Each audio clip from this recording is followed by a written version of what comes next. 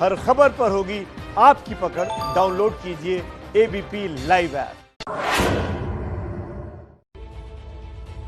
तो पंचनामा की शुरुआत करते हैं और आज पंचनामा में आपको बताएंगे कि प्रियंका के दिल्ली वाले बंगले पर ट्विटर पर क्यों छिड़ा हुआ है विवाद, ट्विटर पर क्यों हो रही है जंग। ये जंग वैसे राजनीतिक तौर पर वहां पश्चिम बंगाल में भी हो रही है और उसका खामियाजा एक विधायक को झेलना पड़ा है। अब ये जो लड़ाई है वो पहुंच गई है गवर्नर्स हाउस तक।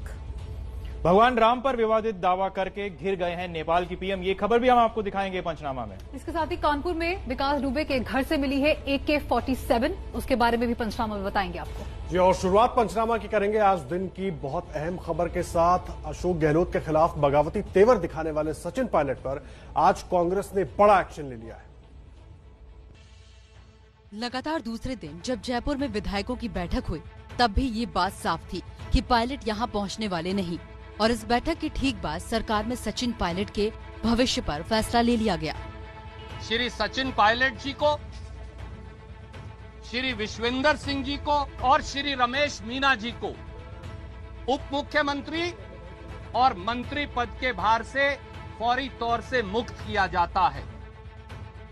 मुख्यमंत्री ने राज्यपाल से मिलकर सचिन पायलट और उनके 2 करीबियों को मंत्री पद से हटाने की जानकारी दी और पूरे हालात के लिए पायलट को ही जिम्मेदार बताया।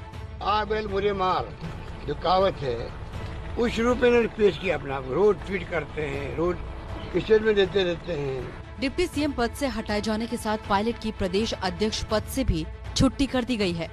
कांग्रेस की कार्रवाई के बाद सचिन पायलट ने ट्विटर पर अपने तेवर दिखाए और लिखा, सत्य को परेशान किया जा सकता है, पराजित नहीं।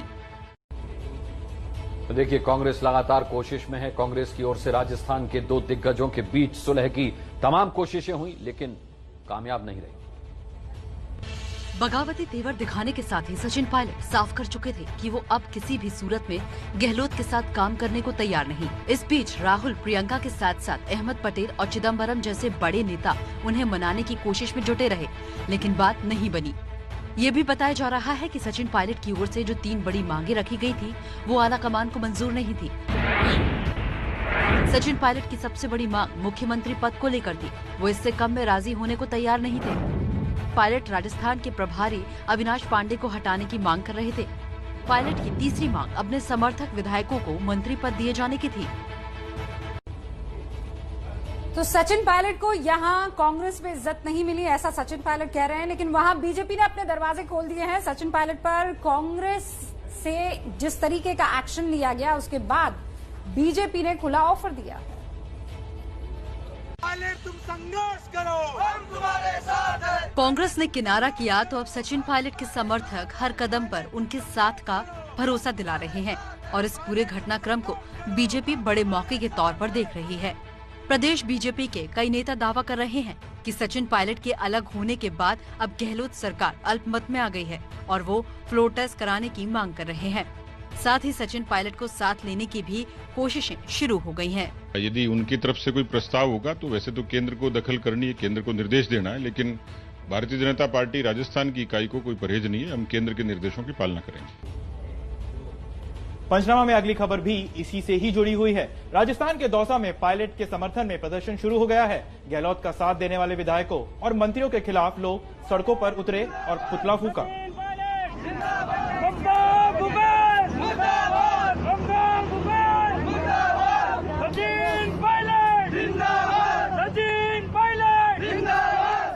सचिन पायलट जिंदाबाद, पायलट जिंदाबाद। चलिए अगली खबर का रुख करते हैं। पश्चिम बंगाल में बीजेपी विधायक की मौत पर बवाल बढ़ता जा रहा है। देखिए,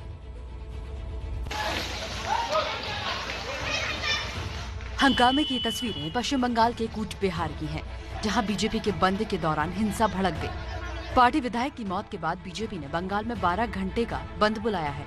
इस दौरान कई जगहों पर जोरदार प्रदर्शन हुआ। इस बीच बीजेपी महासचिव और केंद्रीय मंत्री बाबुल सुप्रियो समेत बीजेपी का प्रतिनिधि मंडल राष्ट्रपति से मिला और मामले की सीबीआई जांच की मांग की।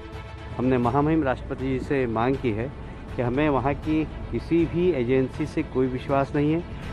इस प्रकरण की सीबीआई जांच करना चाहिए। कल बीजेपी विधायक देवेंद्र नाथ रॉय का शव दिनाजपुर में फंदे से लटका मिला था। पोस्टमार्टम रिपोर्ट में उनके शरीर पर चोट के निशान नहीं मिले हैं। सीआईडी पूरे मामले की जांच कर रही है। और अब खबर एक ऐसे विवाद की जो आज सोशल मीडिया पर भी छाया हुआ है। दिल्ली वाले बंगले को लेकर आज प्रियंका गांधी और केंद्रीय मंत्री हरदीप पुरी के बीच ट्विटर पर जंग छिड़ गई। दिल्ली के 35 लोधी स्टेट में प्रियंका गांधी के इस बंगले पर सियासत फिर से गर्मा गई है। दरअसल विवाद की शुरुआत हुई एक न्यूज एजेंसी की खबर से, जिसमें दावा किया गया कि प्रियंका के अनुरोध पर पीएम मोदी ने उन्हें सरकारी आवास में रहने की इजाजत दे दी है। सुबह ही प्रियंका गांधी ने ट्वीट कर खबर को फर्जी बताया। प्रियंका के इस ट्वीट के बाद शहरी विकास मंत्री हरदीप पुरी इस विवाद में कूद पड़े और ट्वीट किया, सच्चाई खुद गवाही देती है। एक ताकतवर कांग्रेसी नेता ने मुझे 4 जुलाई को दोपहर 12:05 पर फोन किया और सिफारिश की कि 35 लोधी स्टेट बंगले को किसी और कांग्रेसी सांसद को दे दिया जाए ताकि उसमें प्रियंका वाड्रा रह सके। इसे सनसनीखेज मत बनाइए। हरदीप पुरी के इस ट्वीट पर प्रियंका ने जवाब दिया, अगर किसी ने आपको कहा है तो उनको फिक्र करने के लिए शुक्रिया कहती हूँ और आपके विचारों का भी धन्यवाद, लेकिन इससे तथ्य नहीं बदलेगा। ना तो मैंने ऐसा कोई अनुरोध किया है और ना ही कर रही हूँ। मैं 1 अगस्त तक बंगला खाली कर दूंगी। इसके बाद हरदीप पुरी ने फिर से ट्वीट करते हुए प्रियंका गांधी को पहले अपनी पार्टी के भीतर मसले सुलझाने की अपील की। बंगले को लेकर जारी विवाद के बहाने केंद्रीय मंत्री स्मृति ईरानी ने भी प्रियंका गांधी पर हमला बोला और लिखा, कांग्रेस का तथ्यों से कोई लेना देना नहीं है। नोटिस देना पड़ा, बकाया दिया नहीं था और ये तथ्य अपने आप में सब बता रहा है। चलिए आगे बढ़ते हैं और अगली अहम खबर की बात करते हैं। भगवान राम पर विवादित दावा करके नेपाल के पीएम ओली घिर गए हैं। अब नेपाल सरकार की प्रतिक्रिया आई है कि ओली का बयान राजनीतिक नहीं है, मकसद किसी की भावना को ठेस पहुंचाना नहीं था। अयोध्या भनेको भिन्न भन्दा अलिकति प्रश्नपट्टिको ठाउँ अहिले खडा गरिएको अयोध्या होइन।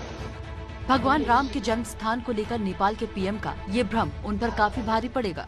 ओली का अजीबोगरीब दावा सामने आने के बाद संत समाज बेहद गुस्से में है और उनसे माफी की मांग कर रहा है। उनके इस बयान का विरोध जोरदार तरीके से करें और नेपाल के प्रधानमंत्री मजबूर होकर के देश से माफी मांगे। ओली ने ये बयान ऐसे वक्त पर दिया है जब भारत के साथ नेपाल के संबंध अच्छे नहीं चल रहे और नेपाल में ओली की गद्दी पर खतरा मंडरा रहा है। ऐसे में अपने इस्तीफे की मांग से लोगों को ध्यान भटकाने के लिए ओली इतिहास को झुटलाने की कोशिश कर रहे हैं, जिससे दोनों देशों के संबंध और बिगड़ सकते हैं। वैसे सोशल मीडिया पर कई लोग ओली को अपने अपने अंदाज में जवाब दे रहे हैं। कोरोना की लड़ाई लड़ रहे महानायक अमिताभ बच्चन और उनके बेटे अभिषेक बच्चन की सेहत स्थिर है। देश भर में बॉलीवुड के शहंशाह अमिताभ बच्चन और उनके परिवार के जल्द ठीक होने के लिए दुआएं मांगी जा रही हैं। अमिताभ के बंगले जलसा के बाहर भी लोग उनकी सेहत की कामना कर रहे हैं। तमाम जो उनके समर्थक हैं उनके घर के बाहर आकर जो प्रार्थना है उनके स्वास्थ्य के लिए कर रहे हैं। देखिए ये फैंस की दुआओं का असर होता भी दिख रहा है। नानावटी अस्पताल के सूत्रों ने कहा है कि अमिताभ और उनके बेटे अभिषेक की सेहत स्थिर है और उन्हें गहन इलाज की भी जरूरत नहीं है। वहीं ऐश्वर्या और आराध्या भी घर में ही क्वारंटाइन है, जहां उन्हें ट्रीटमेंट दिया जा रहा है। अभिषेक और अमिताभ पिछले 3 दिन से अस्पताल में भर्ती हैं। इसी खबर के साथ पंचनामा में आज इतना ही, लेकिन कहीं जाइएगा नहीं, आगे देखिएगा सुपर 40।